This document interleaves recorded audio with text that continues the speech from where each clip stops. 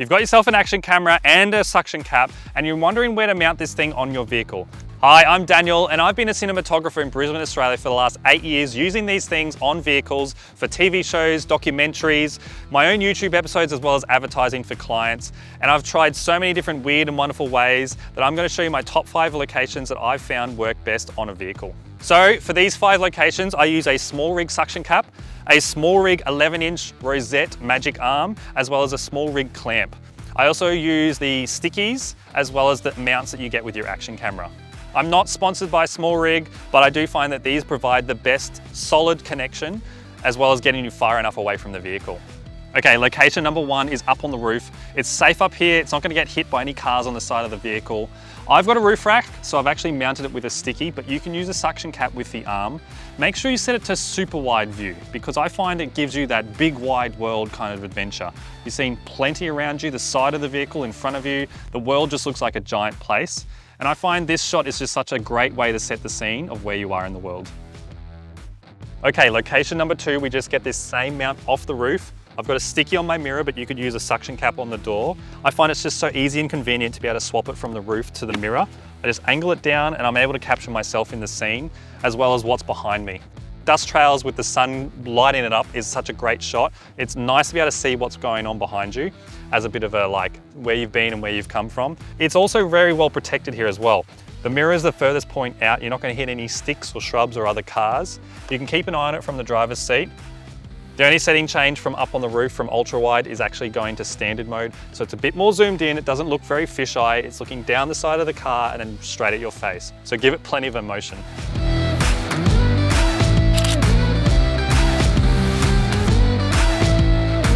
All right, moving on to location number 3, inside the cab this time. I call it the FPV shot. Looks over your shoulder, shows exactly where you're going through the front window of the vehicle. I use a clamp from Small Rig on this one with an arm. It's positioned so it's exactly in the middle of the 2 chairs. So we've got a great symmetry of the dash and the window, as well as the mirrors on the side. A couple of setting changes for this one because it's on the inside. I find that it's best to set it to standard mode so it's not too wide or distorted. I also set the EV to -1 so that the interior isn't too bright and the exterior or outside the window is too bright as well. Bring it all down so the interior is dark, but you can also make out what's outside. And finally, I love to use Rocksteady Plus. Now, there's not many places to mount this thing in here, so you do need to use this arm. And I do find that it does bounce a fair bit on bumpy roads, so Rocksteady Plus irons those all out and makes a really great shot.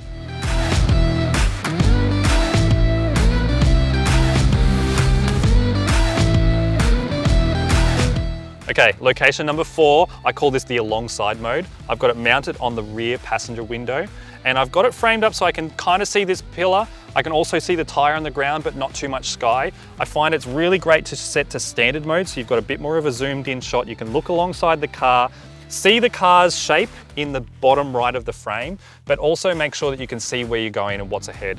I love this spot with the suction cap and this 11-inch arm. You do want to make sure it's a long arm so you can get it far enough away from the car that you don't just see big panels in the frame.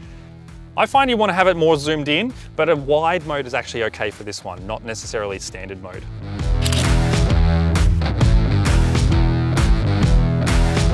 Okay, final location is actually just slightly forward on the passenger side again. You could use this on the other side, the driver's side, but it's just in the top left of the passenger window, suction capped onto there again with this arm just slightly adjusted so you're looking over the bonnet, seeing what's in front of you, but also what's over on the driver's side. Still set to the wide mode. You just want to vary it up so you can just keep bouncing between different shots. It's a bit of a combination between the top shot, which is a really straight on symmetrical shot of the front of the bonnet, and this side shot that looks down the side of the car. This is just showing, I guess, what the driver sees on his side as well as what's in front of us.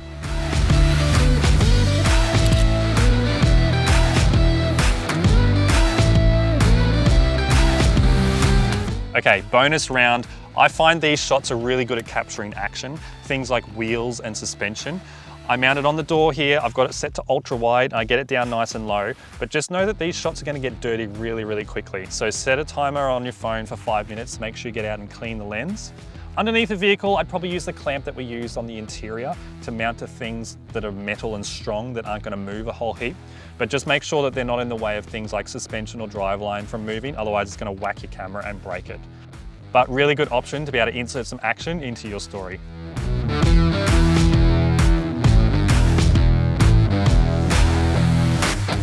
So that's my top 5 locations to install an action camera on your vehicle. I do find that you want to make sure that you don't have big panels taking up all the frame. You want to see the shape of the car or the person in the vehicle.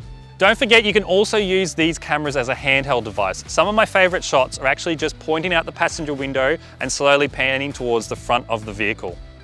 Let me know in the comments below what your favorite shot was, or if there's one that I missed. Hit that like button to show your support. Thanks so much for watching, and I'll see you in the next one.